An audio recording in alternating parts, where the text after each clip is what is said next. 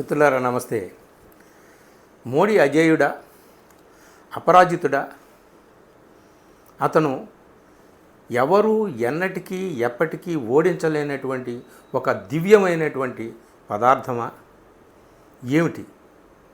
కాదు అని ఈ ఎన్నికలు తేల్చి చెప్పాయి. 3-4 పాయింట్లు మనం చూసుకుంటే, ఒకటి, ఫస్ట్ ఆఫ్ ఆల్ నేను బయలాజికల్గా ఇక్కడికి ఏదో వచ్చాను, కానీ నన్ను ఒక దైవ కార్యం మీదే ఆ సాక్షాత్తు పరాత్పరుడు, ఆ భగవంతుడే ఇక్కడికి తీసుకొచ్చాడని చెప్పాడు కదా. కానీ నిజంగా ఆయన నేతృత్వం వహించి, సారథ్యం వహించి, ప్రాతినిధ్యం వహించినటువంటి పార్టీ ఎక్కడైతే గత 2 ఎన్నికల్లో అద్భుతమైనటువంటి విజయాలు సాధించిందో ఇప్పుడు ఎందుకు సాధించలేదు? ఆయన అంత శక్తివంతుడే అయితే.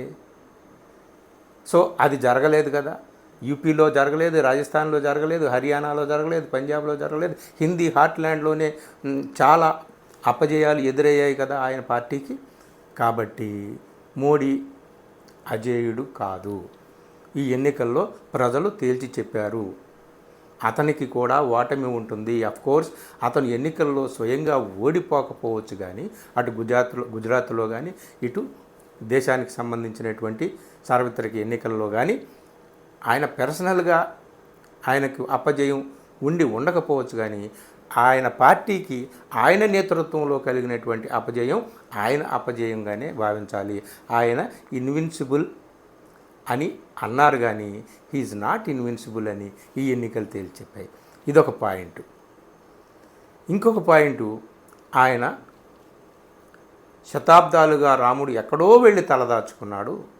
ఆయనకి ఇల్లు లేదు, మందిరం కట్టాలని చెప్పేసి నేను కడుతున్నానని చెప్పి టంకా బజాయించి గుడి కట్టాడో లేదో, అలా గుడి కట్టగానే ఇలా 400 సీట్లు మాకు వస్తాయని చెప్పి ప్రచారం మొదలుపెట్టారు.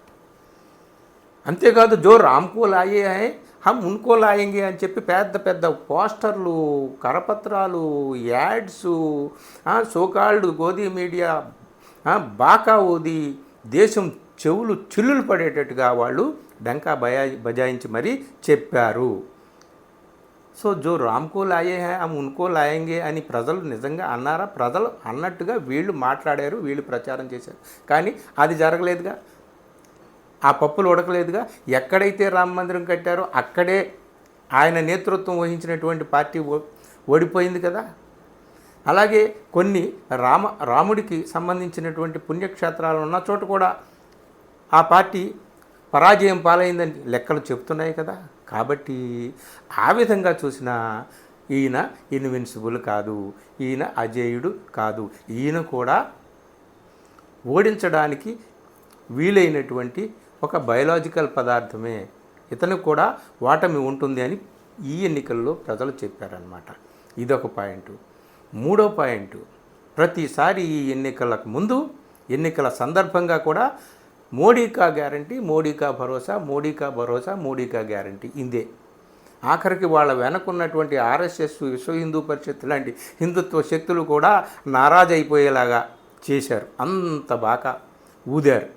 కానీ నిజంగా మోడీ కా భరోసా, మోడీ కా గ్యారంటీ ఉంటే ఆయన నేతృత్వం వహిస్తున్నటువంటి పార్టీ, ఆయన పార్టీ ఘన విజయం సాధించింది ఎక్కడ? ఇంతకుముందు హిందీ హార్ట్లాండ్లో. ఇప్పుడు ఎందుకు అపజయాలు ఎదురు చూసింది? ఇప్పుడెందుకు ఓటమిని చవి చూసింది చాలా చోట్ల?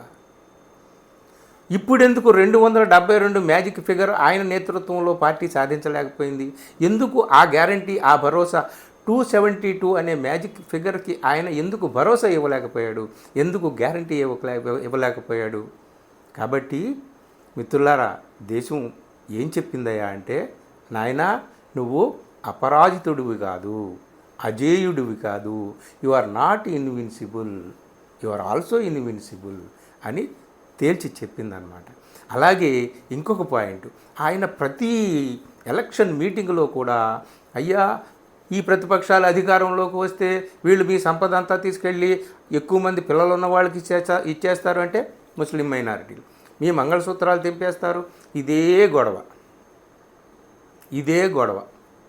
కానీ ఏమైంది? ప్రజలు విన్నారా? వినలేదుగా. వింటే ఆయన పార్టీకే ఎక్కువగా ఓట్లు వేసేవారు కదా. ఆయన పార్టీకే అత్యధిక శాతం ఓట్లు, సీట్లు కట్టబెట్టి దాదాపు వాళ్ళు అన్నట్టు 400 సీట్లు కూడా వాళ్ళకే వచ్చేటట్టుగా చేసేవారు కదా. అలా చేయలేదు సరికదా, వాళ్ళ పార్టీకి స్వయంగా ప్రభుత్వాన్ని ఏర్పాటు చేసేటటువంటి మెజారిటీని కూడా ఇవ్వలేదు. వేరే వాళ్ళ ఆసరాతో సహాయంతో ఇటొక కర్ర అటొక కర్ర పట్టుకొని ఈ ప్రభుత్వాన్ని నడపాల్సినటువంటి దుస్థితికి నెట్టారు. ఈ విషయంలో కూడా ఆయన ఆ పార్టీని ఆ స్థితికి తీసుకొచ్చాడు కాబట్టి ఆయన ఈ విషయంలో కూడా అపరాజితుడు కాదు, అజేయుడు కాదు అని ఈ ఎన్నికల్లో ప్రజలు తేల్చి చెప్పారు. కాబట్టి మిత్రులారా, ఈ దేశంలో ప్రజలు చెప్పినటువంటి తీర్పు ఏమిటయా అంటే, ఎవరో ఒక వ్యక్తి, ఒక పార్టీ ఎప్పుడూ కూడా అజేయంగా ఉండబోదు. ఒకే నేషన్, ఒకే ఎన్నిక, ఒకే పార్టీ, ఒకే లీడర్, ఇలాంటి నినాదాలన్నింటినీ కూడా ప్రజలు తొంగలోకి తొక్కారు. వాళ్ళకి అత్యధికంగా సీట్లు ఓట్లు ఇస్తే వాళ్ళు ఏం చేస్తారో మాకు అర్థమైంది కాబట్టి వాళ్ళని ఎక్కడ ఉంచాలో అక్కడే ఉంచాలని అన్నారు. ఈ విషయంలో కూడా మోడీ అజేయుడు కాదని ప్రజలు తేల్చి చెప్పారు. ఇక ముందు ఈ దేశంలో జరిగేటటువంటి ప్రతి రాజకీయ పరిణామం వెనుక ఈ పాఠం అయితే తప్పనిసరిగా ఉంటుంది. అదేమిటి, ఒక పార్టీ కానీ ఒక వ్యక్తి కానీ ఇన్విన్సిబుల్ కాదు అనేటటువంటిది ప్రజలు ఇచ్చినటువంటి తీర్పు. మిత్రులారా, ఇది అర్థం చేసుకోవాల్సినటువంటి విషయము. ఈ ప్రజలు ఇచ్చినటువంటి ఈ అద్భుతమైనటువంటి మహత్తరమైనటువంటి చాలా శక్తివంతమైనటువంటి తీర్పు ఇది. ఈ తీర్పుని ఆధారంగానే చేసుకొని రానున్న పరిణామాలు ఉంటాయని చెప్పి నేను అనుకుంటున్నాను. ఈ వీడియో నచ్చితే మిత్రులకు షేర్ చేయండి, అలాగే ఛానల్ని సబ్స్క్రైబ్ చేయడం మాత్రం మర్చిపోకండి. Thank you.